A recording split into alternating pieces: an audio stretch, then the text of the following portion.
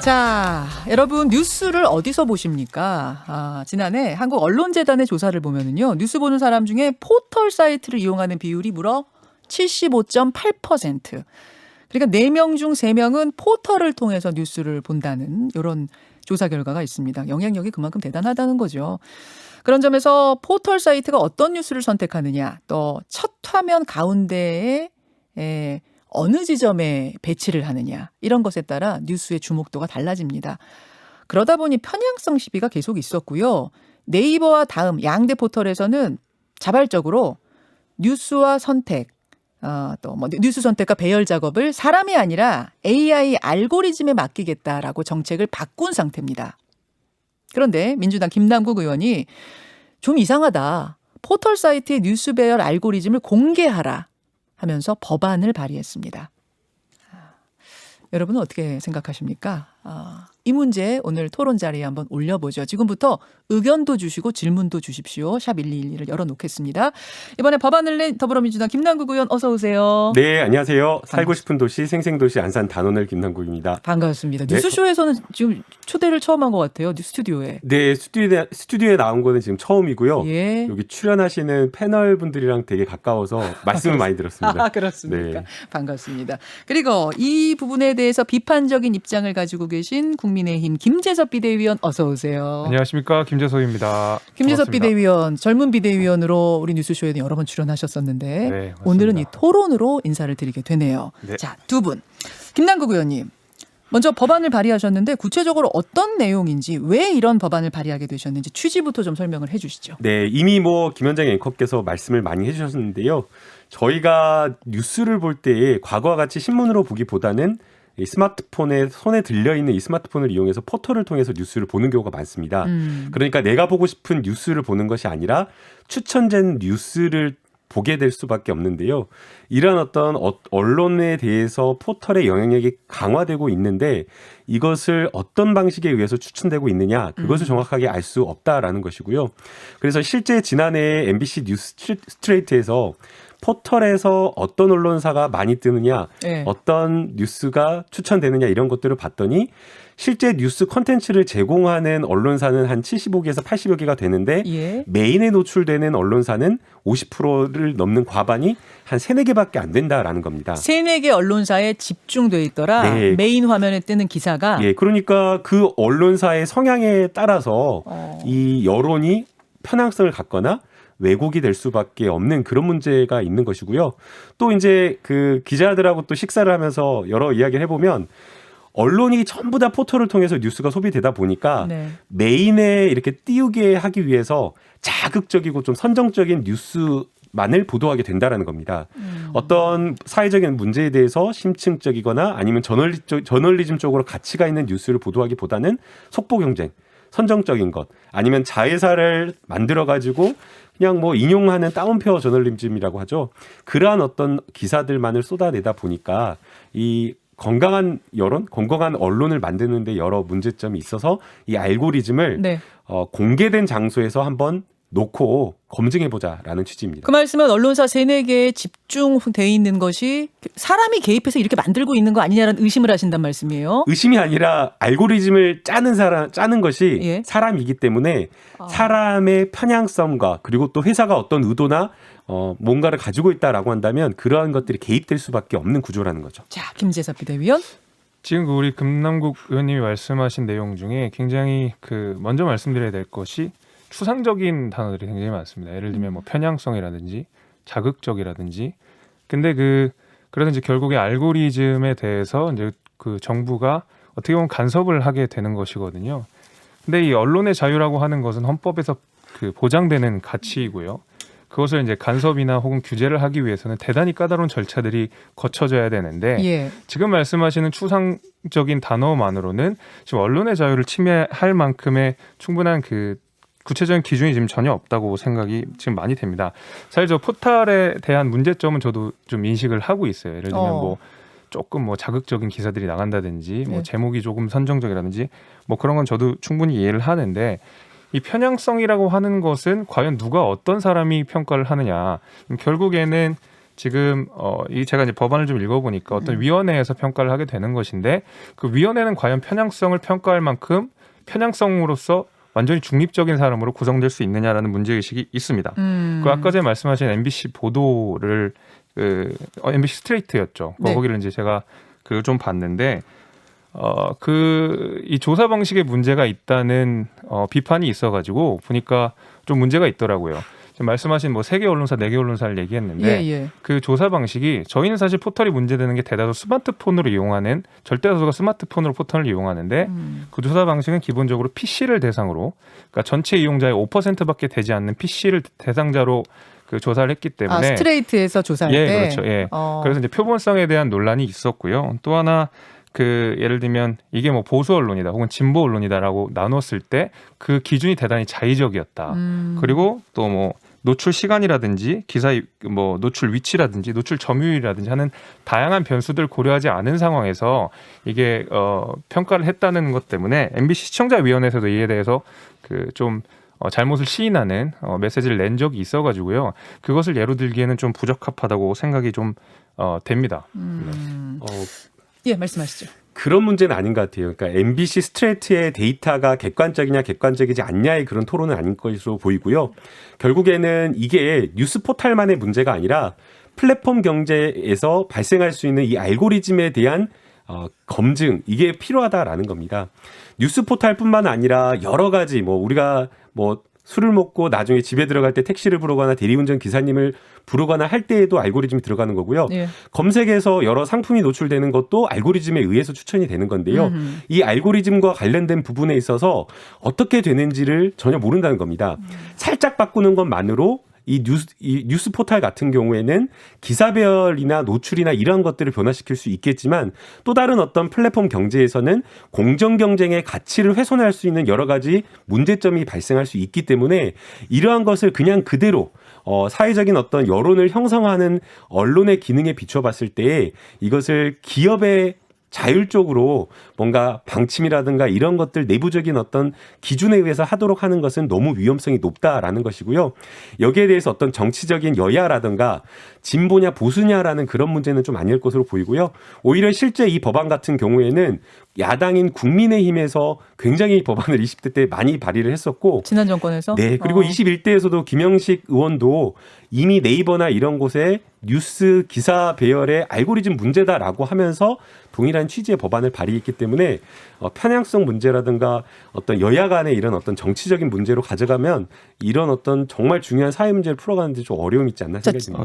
지금 네. 배열의 편향성이 있느냐 없느냐는 두 분의 시각이 완전히 다른데 지금 보여지는 이 포털에. 근데 김남국 의원은 그러니까 공개를 해라라는 거고 김재섭 비대위원님? 저도 이제 처음에 아까 말씀드린 내용은 편향성이라는 게 판단하기 대단히 어렵다. 그리고 지금 현재 상황으로는 그 발의하신 법안을 보니까 네. 문체부 장관이 임명한 그 위원회에서 이 편향성이라든지 이런 것들을 판단하게 되어 있는데 과연 정부 산하의 그러니까 대통령이 임명한 문체부 장관이 문체부 장관이 다시 임명한 그 위원회가 과연 편향성으로 자유로운가에 대한 의심이 당연히 있는 겁니다. 그리고 지금 말씀하신 게 저희 당에서 뭔가 이 법안을 옛날에 박대출 의원이 내셨더라고요. 예. 근데 김남국 의원님께서 내신 결정적으로 다른 게 뭐냐면 김남국 의원님의 법안에는 시정 요구를 하게 되어 있습니다.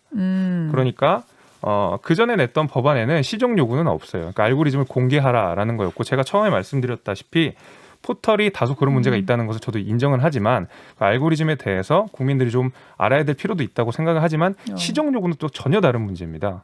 시정 요구를 하는 것 자체가 우리가 언론중재법에 보면 언론은 어떠한 방식으로든 우리가 간섭하거나 규제하지 않게 되어 있고 그리고 지금 이 법안을 좀 읽어보니까 어느 정도 포털을 언론으로서 인식을 하고 계시는 건데 이거에 대한 시정 요구는 그 정부 기관에서 직접적으로 언론에 대한 그 자유를 침해할 소지가 대단히 높아서 저희가 그 전에 발의했던 법안과는 전혀 질적인 차이가 있다고 생각이 좀 되고요. 그리고 말씀하신 알고리즘을 만약 국가가 권고를 받아 수정을 한다고 하면 그건 또 편향성으로부터 자유로운가? 예를 들면 뭐 조선일보 하나, 한겨레 신문 하나 이렇게 놓는 것이 평양성인가, 공정한가라는 거에 대해서는 끊임없이 우리가 물음을 할 수밖에 없습니다. 공정성 시비는 계속 걸릴 거예요, 아마. 자, 이야기를 조금만 제가 좁혀볼게요. 이 알고리즘을 공개하라라는 법안 자체에 대해서는 어떻게 생각하시는가 궁금해요. 왜냐하면 그 이야기는 포털 사이트는 사실은 언론사가 아니라 지금 사기업이고 지금 알고리즘에 의해서 편집하겠습니다 한 것도 자발적으로 결정을 한 문제거든요. 이건 법으로 규제되어 있는 게 아니라 하도 시비를 잡고 시비가 있으니까 우리 자발적으로 사람이 손 떼겠습니다. 알고리즘에 맡기겠습니다. 이렇게 간 건데 이 사기업한테 그걸 공개해라라고 할 수 있는 것인가 없는 것인가 지금 이게 가장 큰 논쟁의 쟁점 같아요. 김남국 의원님. 이미 이 논쟁은 수년 전부터 해왔던 논쟁인데요.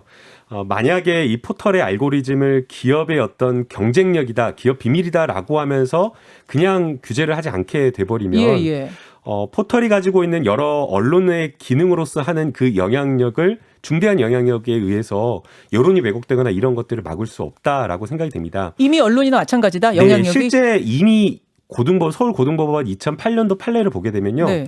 언론의 주요한 기능을 취재하고 편집하고 배포하는 기능이다라고 봤는데요. 뉴스 포털도 취재만 하지 않을 뿐이지 통신사로부터 기사를 받아가지고 기사를 배열하고 영향력을 배포하는 영향력이 언론사보다 훨씬 크다라고 해가지고 언론의 기능을 하고 있다라고 이렇게 판단을 한 바 있고요. 또 실제 뉴스 포털을 이용하고 있는 이용자들도 포털이 이미 언론의 기능을 하고 있다라고 인식을 하고 있습니다.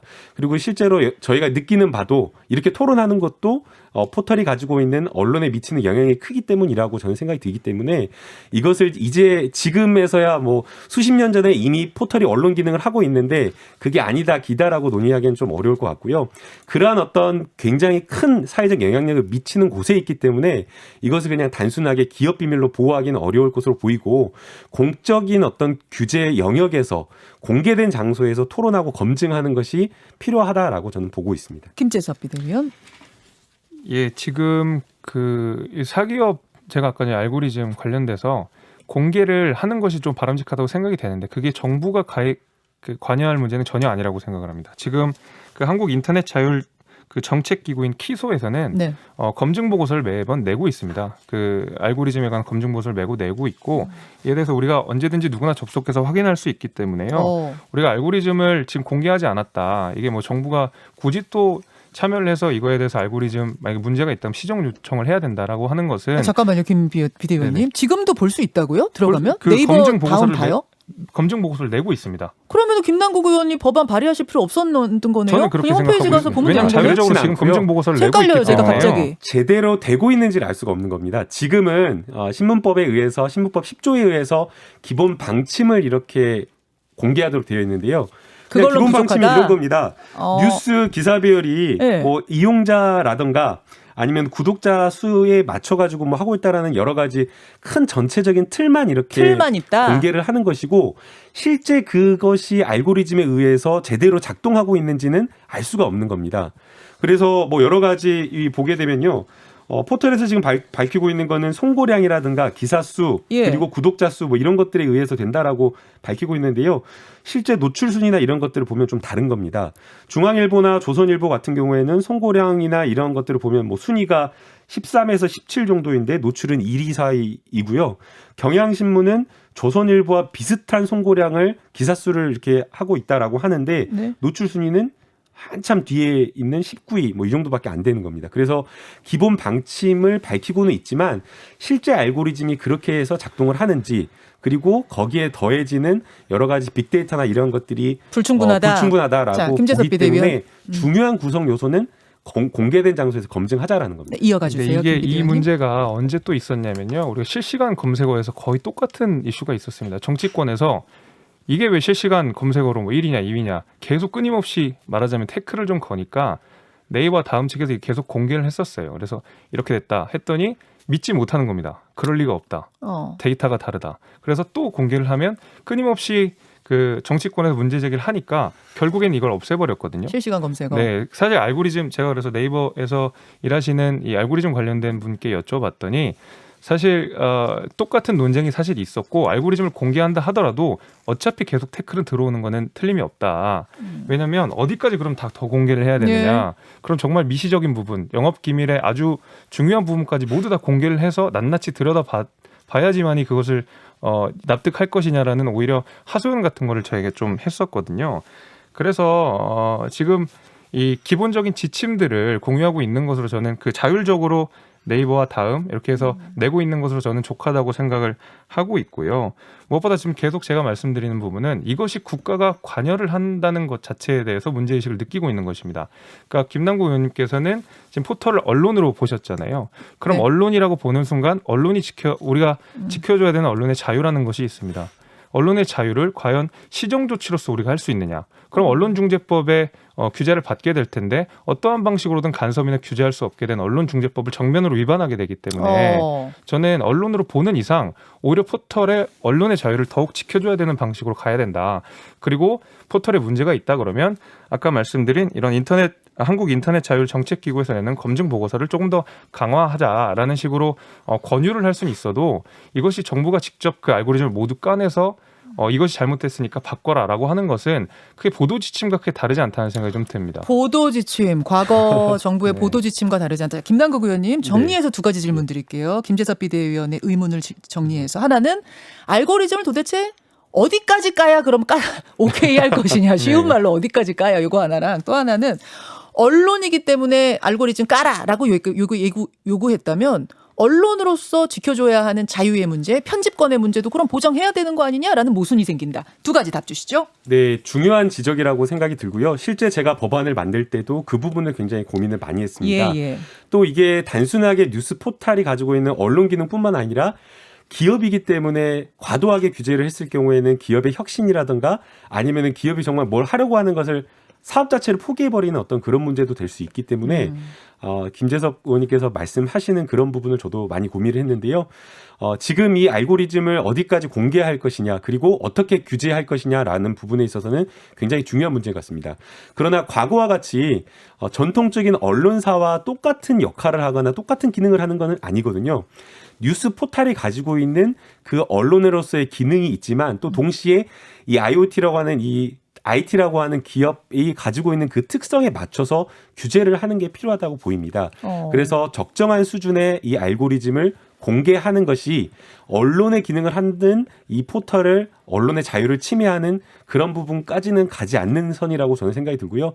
그래서 뭐 공개를 한다라고 하면 이거는 좀 더 저희가 국회에서 토론대도 하고 전문가 공청회도 필요하겠지만 적어도 알고리즘의 주요한 구성 요소와 가중치 어떻게 반영되고 있는지 그리고 그 알고리즘 짜는 사람은 네. 다 그거를 짤 때 어떻게 설계를 하고 있다고 합니다. 식 같은 거예요? 뭐 뭘 몇 프로로 하고 몇 프로로 그렇죠. 이런 다 식으로 이게 그거를? 이 알고리즘 프로그래머이기 때문에 네. 프로그래머가 이 알고리즘을 짤 때는 네. 어떻게 구동하고 작동될 거라는 것을 구상하고 있기 때문에 그러한 어떤 가중치라든가 구체적인 구성 요소 정도는 공개되어야 되는 것 아닌가라는 생각이 들고요. 그리고 이것을 언론에다가 막 그냥 모든 사람에게 공개하는 것이 아니라 네. 전문가들에 의해서 네. 판단될 수 있는 그 위원회에 공개를 하는 것이기 때문에 기업의 어떤 비밀이나 이런 네. 것도 또 침해나 이런 것도 최소화할 수 있지 않을까 이렇게 보고 있습니다. 김 비대위원. 그 얘기를 다시 한번 해야 될 것 같은데 지금 방금 적정한 수준으로 공개를 하신다고 말씀하셨는데 네. 그 적정한 수준이라는 것이 대단히 모호합니다. 그러니까 여기에 대해서는 구체적인 기준을 마련하지 않으셨던 문제가 좀 있었던 것 같고요. 그리고 예컨대 뭐 적정한 수준으로 우리가 알고리즘을 공개를 했다고 했을 때 시정 요청을 할 수 있잖아요. 뭐 문제가 있다고 하면. 그럼 결국 알고리즘을 수정하는 것도 사람이 될 텐데 그 시정 이후에 알고리즘의 그 어떤 공정성은 담보할 수 있는 것인지 저는 다시 그 문제가 남는다고 생각을 합니다. 특히 해당 법안에 그 나온 뉴스포털 이용자 협의회 같은 경우에는 아까 제가 말씀드렸다시피 문체부 산하의 정부 기관입니다. 지금 언론중재위원회라든지 방송통신심의위원회가 사실상 준사법기관의 역할을 하고 있더라도 민간기구로 둔 것은 어쨌든 간에 정부와 독립된 형태로 정부가 언론에 영향을 미치지 않도록 하게 하는 어떤 굉장히 사려 깊은 저는 그 방식이라고 생각을 하거든요. 근데 여기서는 정면으로 문체부 산하의 정부 조직이 검증을 해서 시정 요청을 하면 그 사람이 다시 그 알고리즘을 수정을 해서 이거를 다시 뉴스 포털에 적용을 한다는 것인데 이거는 그럼 제가 과연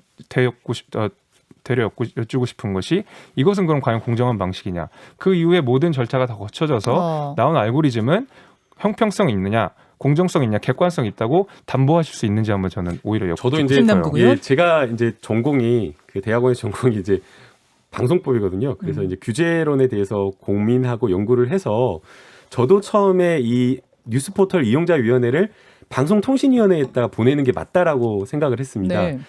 독립성이라든가 여러 가지 것들 때문에. 그런데 방송통신위원회는 정부기관입니다. 정부기관입니다. 네네. 근데 그쪽에 두는 게 독립성을 지켜주는 거라고 저는 생각을 했는데요. 그런데 이제 많은 이제 전문가들 언론법을 하시는 교수님들께서는 신문법에서 이 포털과 관련된 뉴스 서비스에 대한 규제를 하고 있기 때문에 문체부 산하에 신문법에 이 법안을 두는 게 맞다라고 이렇게 판단을 하시더라고요. 그러나 이 부분과 관련돼서는 토론이 충분히 저는 필요하다라고 보이고요. 다만 지금 김재섭 의원님께서 말씀하신 게 정부에서 뭔가 판단하거나 시정 조치하게 하는 게 마치 언론의 자유를 무조건 침해하는 것처럼 이야기를 하고 있지만 언론이 건강하게 갈 수 있도록 방송통신위원회나 이런 데서 다 규제를 하고 있는 겁니다. 그래서 방송심의위원회나 방송통신위원회에서 방송이나 언론이 잘못된 거에 대해서 아마 CBS에도 담당 PD가 방송통신위원회 많이 잘못하면 가시고 그러잖아요. 많이는 아니고요. 가끔 네, 가끔 가시기도 하는데요. 그러한 부분에 대해서 정부가 일정 부분은 규제를 할 수 있기 때문에 규제하는 것이 무조건 언론의 자유를 침해한다라는 이 논리와 이 등식은 맞지는 않는 것 같습니다. 자, 마지막 지금 기회를 한 번씩 드릴 수 있을 것 같습니다. 이제 마지막 마무리 발언까지 합해서 1분씩 드리겠습니다. 김재섭 국민의힘 비대위원. 이제 언론의 자유는 어떤 방식으로도 보장이 돼야 되는 것이고요. 이것이 특히 정부가 관여를 한다는 것은 다소가 아니라 상당 부분 정부의 입김이 들어갈 수밖에 없다. 언론의 자유가 언론의 자유 침해될 수밖에 없다라고 생각을 하고 포털이 가지는 긍정적인 기능도 상당히 있습니다. 오히려 뉴스를 제거했을 때 포털에서 자기가 맞는 입맛에 맞는 그 기사들만 오히려 계속 그 안에서 맴돌게 되는 가능성도 높거든요. 오히려 비교하기 어렵고요. 그래서 포털이 더 많은 사람들에게 뉴스를 전달한다는 측면이 있고요. 그리고 또 그 김남국 의원님 제가 페이스북을 쭉 봤더니 대부분 그 링크들이 포털 링크로 걸려 있더라고요. 그래서 김남국 의원님께서 포털 이용을 굉장히 자주 하고 계시고 이 포털이 가지는 긍정적인 효과들이 분명히 있거든요. 그래서 이런 식으로 알고리즘을 공개하는 것까지는 우리가 합의해 볼 수 있으나 이에 대해서 시정 조치를 해가지고 정부가 우리 언론이라고 볼 수 있는 포털에 관여를 한다는 것은 언론의 자유를 심각하게 침해할 수 있고 그리고 180석의 여당 그리고 그 청와대 그 지자체까지 상당 부분 많은 의석수를 차지하고 있는 민주당이 이 법안을 먼저 제시한다는 것은 네. 국민들이 보시기에 이해충돌의 그 모습으로 비춰질 양상이 너무 크다 하기 때문에 좀 걷어주시길 바란다. 포털 통제, 언론 통제 이런 의도가 있는 것이 아니냐라는 의심이 든다는 네. 말씀이시고요. 민주당 김남국 의원. 네. 사실은 이 법안은 야당에서 먼저 법안을 발의했고 야당이 먼저 주도하고 있었는데 저희 여당이 야당의 이러한 그런 어떤 정치적 의도와 의사에 늦게 부합해서 죄송하다라는 말씀을 좀 드리고 싶고요. 여론이라고 하는 것은 이 건강한 여론이라고 하는 것은 뉴스나 이러한 어떤 건강한 언론 생태계가 갖춰질 때 가능하다라고 생각이 됩니다. 지금 포털이 가지고 있는 여러 가지 영향력, 절대적인 영향력에 비춰봤을 때 이 포털 알고리즘을 그냥 기업 자율에 맡겨두는 것은 굉장히 위험성이 높다라고 생각이 들고요. 공개된 장소에서 공적 규제를 통해서 검증하는 그러한 어떤 방법이 필요하다라고 저는 보고 있습니다. 자, 오늘 토론 들으시면서 아마 우리 청취자들도 나름의 판단을 하셨을 것 같습니다. 포털의 알고리즘을 공개해야 한다? 아니다. 그것은 포털 통제다? 오히려 정화다. 여러분은 어떻게 생각하십니까? 오늘 두 분 수고 많이 하셨습니다. 감사합니다. 네, 감사합니다. 민주당 감사합니다. 김남국 의원, 국민의힘 김재섭 비대위원이었습니다. 김현정의 뉴스쇼는 청취자 여러분의 참여로 이루어집니다. 트위터, 페이스북, 레인보우 게시판, 그리고 단문 50원, 장문 100원의 유료 문자 샵 1212, 우물정 1212 통해 참여하실 수 있습니다. 김현정의 뉴스쇼, 여러분과 함께 만듭니다.